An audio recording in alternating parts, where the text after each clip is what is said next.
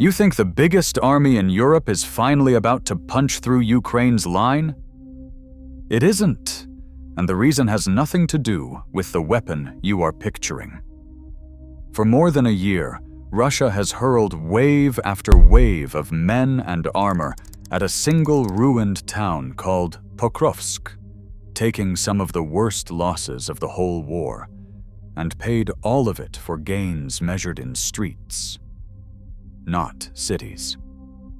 By the end, you will understand exactly why Russia's massive assaults keep stalling out, what is really holding Ukraine's line together, and whether it can keep holding. And right at the end, the single number that now decides who wins this war. Not soldiers, not tanks, not territory. Because somewhere on that front, a drone that costs less than a used phone is now more feared than a tank worth millions, and you can see exactly why in the wreckage it leaves behind. So let us walk the line as it stands today. Could Ukraine still stop a full Russian breakthrough, or is the map finally about to break? Every single day across the open steppe of the Donbas, the earth shakes long before the infantry even begins to move. Russia's assault machine is simple, heavy, and loud. First come the glide bombs, blocks of high explosives weighing 1.5 tons with cheap wings, falling by the hundreds to obliterate the concrete bunkers where Ukrainian soldiers huddle, pressing themselves flat into the freezing, oil-slicked mud. Around the logistics hub of Pokrovsk and along the highway linking Kramatorsk and Kostiantynivka, this brutal sequence repeats without pause. Columns of heavy T-80 tanks and armored vehicles push through the gray dust of ruined tree lines, backed by a relentless supply of artillery shells and over 150,000 Russian troops concentrated on this single front. On paper, this is a mathematical equation with only one possible outcome. The sheer weight of Russian steel, endless munitions, and expendable infantry waves should have ground this defense to dust months ago, collapsing the pocket and forcing a retreat. But as the smoke clears over the shattered trenches, the clean breakthrough never quite materializes. The heavy hammer keeps swinging with terrifying force, yet it keeps bouncing off. And that is because of a deadly, invisible barrier stretching miles ahead of the Ukrainian trenches. A trap that neutralizes the armored columns long before they can even see the defenders' lines. That trap is a high-pitched electric buzz that cuts through the wind, a sound every soldier on this steppe has learned to fear. It comes from plastic quadcopters built for $500, rigged with rocket-propelled grenade warheads and steered by operators sitting in dark cellars miles away. These FP5 drones do not merely scout, they actively hunt. They chase down multi-million-dollar tanks, dive into the open hatches of armored carriers, and track individual soldiers sprinting through ruined tree lines. Even heavy vehicle-mounted jamming systems are failing to stop them. To bypass electronic warfare, newer variants unspool an ultra-thin thread of fiber-optic cable behind them as they fly, making their steering signals entirely immune to radio interference. It is a cold, mechanical asymmetry that has upended a century of military doctrine.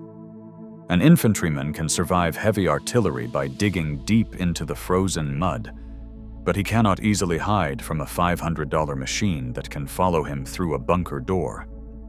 So the heavy armored columns stop moving in daylight, and the advance stalls.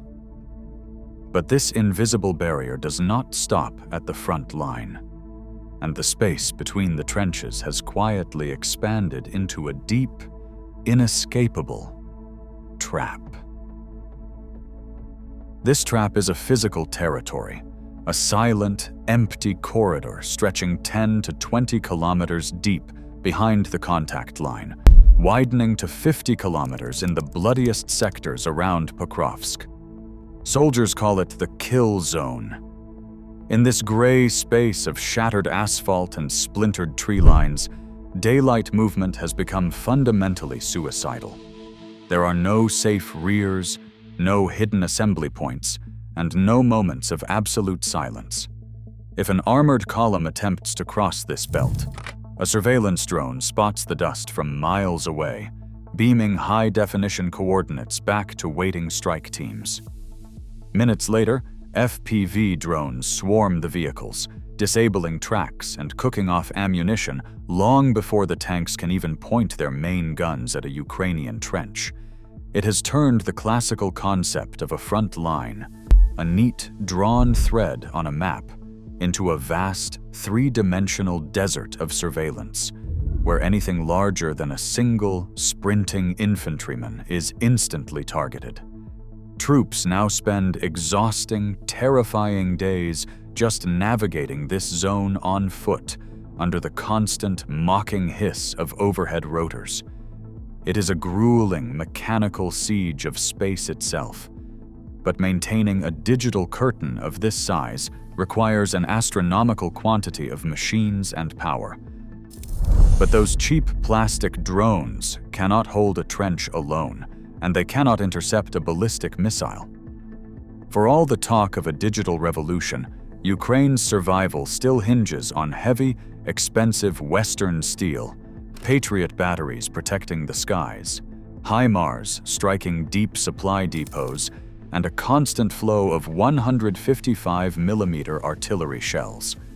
When the supply line from Washington and Europe falters, the front line feels the hunger in weeks, not months. During the aid freeze of late 2023, artillery barrels fell silent, forcing infantrymen to watch Russian armor advance through their sights with nothing but a handful of quadcopters left to throw at them. Kyiv realized it could no longer stake its survival on the unpredictable tides of Allied politics, so it made a silent, desperate pivot. The state stopped waiting for foreign cargo planes and turned its own garages into factories. Inside these damp basements and small plastic-scented garages across Kyiv and Lviv, the hum of cheap consumer three-dimensional printers never stops. This is where the real war is fought. If you strip away the map arrows and the daily headlines, the entire conflict becomes a brutal, calculated mathematical equation of industrial output. Russia is betting everything on raw, heavy metal, massive state-run plants churning out artillery shells, heavy tanks, and glide bombs, backed by a cold tolerance for catastrophic human losses. But Ukraine cannot match that heavy industrial bulk. So they have bet on speed, turning decentralized civilian workshops into an agile production network that designs, tests, and deploys new drone variants in weeks rather than years. It is a constant race to bypass Russian electronic jamming before the next wave of attacks begins. The trench lines are merely the visible output of this relentless factory race, and whoever runs out of batteries and circuit boards first will see their front collapse. But keeping this vast, decentralized assembly line running requires a steady supply of raw cash. So, can Ukraine ultimately stop a full Russian breakthrough? Right now, the raw evidence says yes.